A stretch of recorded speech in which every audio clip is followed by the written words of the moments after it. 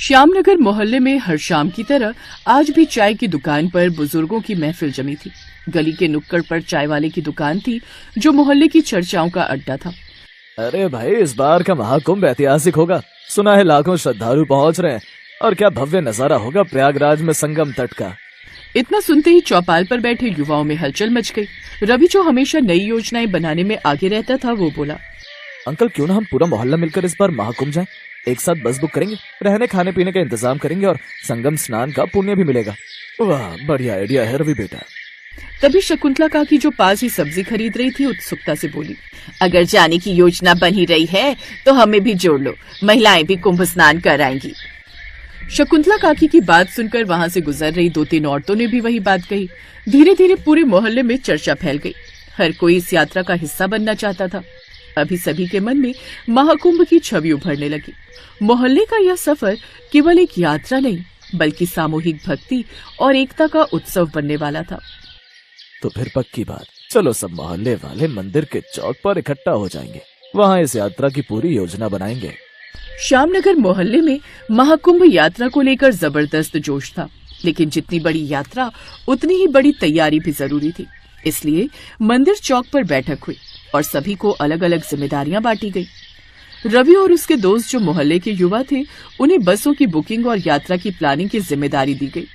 कुंभ यात्रा के लिए 2 बसें बुक की गई। सभी को एक साथ रहने के लिए कहा गया ताकि कोई खो न जाए। सोशल मीडिया पर एक ग्रुप बनाया गया जिसमें यात्रा से जुड़े सारे अपडेट दिए जाने थे। खाने पीने की तैयारी शकुंतला काकी और मोहल्ले की सभी महिलाएं कर रही थीं। मोहल्ले की औरतों ने यात्रा के लिए भोजन तैयार करने की जिम्मेदारी ली। मैं मठरी, लड्डू और नमकीन बना लूंगी।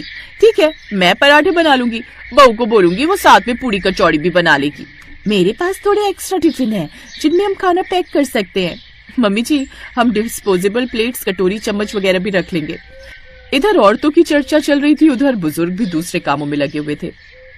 पापा, मिस्टर अंकल ठीक कह रहे हैं, भीड़ में सामान खोने का और अदल बदल जाने का खतरा रहता है, इसलिए हर कोई अपने कपड़ों पर नाम और मोबाइल नंबर लिखेगा। पापा, बच्चों के लिए खास तौर पर गले में पहचान पत्र लटकाने का सुझाव बिल्कुल सही है। हमारे स्कूल में भी हम बच्चों को कभी पिकनिक पर लेकर जाते हैं तो उनके गले में पहचान पत्र पहना देते हैं। ये आइडिया बहुत अच्छा है। हम जरूरी दवाइयाँ और फर्स्ट एड किट भी रख लेंगे, क्योंकि दवाइयाँ तो यहाँ पर मौजूद लोगों में से कुछ लोग जरूर लेते हैं, तो वो भूल ना जाए अपनी जरूरी दवाइयाँ। इस बात का भी हमें ध्यान रखना है। और पापा, आप भी अपनी सारी जरूरी दवाइयाँ जरूर रख लेना। मेरे पास एक्स्ट्रा बैग है, किसी को जरूरत हो तो ले लेना। अब सब कुछ तय हो गया है, 2 दिन बाद बस आएगी और सुबह हम कुंभ यात्रा के लिए रवाना होंगे। हर घर में कुंभ स्नान के लिए बहुत उत्साह था। पूरा मोहल्ला बहुत खुश था। आखिरकार वो दिन आ गया जिसका पूरे मोहल्ले को बेसब्री से इंतजार था। सुबह 4 बजे बस मोहल्ले में आकर खड़ी हो गई। सब लोग गंगा मैया का नाम लेकर बस में बैठने लगे। अचानक मिश्रा जी की पत्नी सुमित्रा सीट पर बैठते ही हाँफने लगी। उनका चेहरा पीला पड़ गया और माथे पर पसीना आ गया। सुमित्रा, तुम्हारी तबीयत तो ठीक है ना? क्या हो गया सुमित्रा, तुम हाफ क्यों रही हो? मुझे लगता है अस्पताल ले जाना होगा। अभी हम सब नहीं जा सकते, अभी यात्रा रोकनी होगी। सुमित्रा आंटी की तबीयत बिगड़ रही है, चलिए हम सब इनको अस्पताल ले चलते हैं। आनंद फानंद में सुमित्रा देवी को अस्पताल ले जाया गया। सुमित्रा देवी का बीपी बढ़ने की वजह से उनकी तबीयत अचानक खराब हो गई थी। डॉक्टर ने 1-2 दिन हॉस्पिटल में रुकने को कहा। पूरा मोहल्ला चिंता में पड़ गया। किसी का भी मन यात्रा के लिए नहीं कर रहा था। सुमित्रा को तो 2 दिन हॉस्पिटल में रहना पड़ेगा। आप सब लोग लेट हो रहे हैं, आप सब यात्रा के लिए निकल जाते।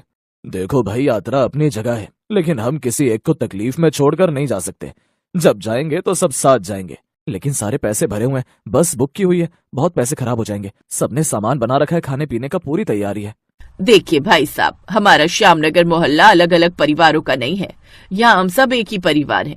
हमारे घर में कभी भी कोई सुख दुख होता है तो हम सब एकजुट होते हैं। तो आज इतनी बड़ी महाकुंभ यात्रा के लिए हम सुमित्रा जी और आपको छोड़कर नहीं जा सकते। हमारा मन ही नहीं लगेगा यात्रा में। सबने शकुंतला काकी की हाँ में हाँ मिलाई और सबने यही फैसला लिया कि जाएंगे तो सब एक साथ, और अगर एक नहीं जाएगा तो कोई नहीं जाएगा। अंकल जी, हमने सोच लिया, हम तभी कुंभ यात्रा में जाएंगे जब सुमित्रा आंटी ठीक होंगी। और वैसे भी कुंभ यात्रा अगले महीने तक है, हम फिर प्लान कर लेंगे। सुमित्रा देवी के बीमार होने से पूरा मोहल्ला परेशान हो गया। सबने अभी कुंभ यात्रा पर जाने का विचार कुछ समय के लिए रोक दिया। 2-3 दिन बाद सुमित्रा देवी की तबीयत में सुधार हुआ। कैसी बातें कर रही हो सुमित्रा, तुम्हें बीमार छोड़कर कोई कैसे जा सकता था? पूरे मोहल्ले ने यही कहा कि जब तुम ठीक हो जाओगी तब तुम्हें लेकर ही कुंभ यात्रा के लिए जाएंगे। कोई नहीं माना था उस दिन। हम सब कितने भाग्यशाली हैं जो हमारे मोहल्ले में इतनी एकता है। सचमुच सब बहुत अच्छे हैं। अच्छा, अब मैं कुछ दिनों में ठीक हो जाऊंगी, फिर हम सब एक साथ कुंभ यात्रा पर निकलेंगे। आंटी जी देखना, बहुत जल्द ठीक हो जाएंगी, फिर हम सब एक साथ मिलकर कुंभ यात्रा के लिए चलेंगे। बिल्कुल ठीक कहा रवि बेटा। मिश्रा जी, अब सुमित्रा भाभी को ठीक होने दो, उसके बाद हम सब मिलकर खूब आनंद के साथ कुंभ की यात्रा पर चलेंगे। सब मोहल्ले वालों में बहुत एकता थी और सबके प्रेम और मेलजोल की वजह से कुछ दिनों बाद सुमित्रा देवी ठीक हो गई और मोहल्ले की कुंभ यात्रा प्रारंभ हो गई। सब मोहल्ले वाले मिलकर कुंभ मेले में पहुंचते हैं और संगम नदी में स्नान करके दर्शनों का लाभ उठाते हैं। सबके चेहरों पर बहुत खुशी थी क्योंकि पूरा श्यामनगर मोहल्ला आज महाकुंभ मेले का आनंद उठा रहा था। सब मोहल्ले वाले भक्ति में लीन थे। कुंभ मेले में गंगा, यमुना, सरस्वती, त्रिवेणी संगम के दर्शन करके सब खुशी खुशी वापस लौटते हैं।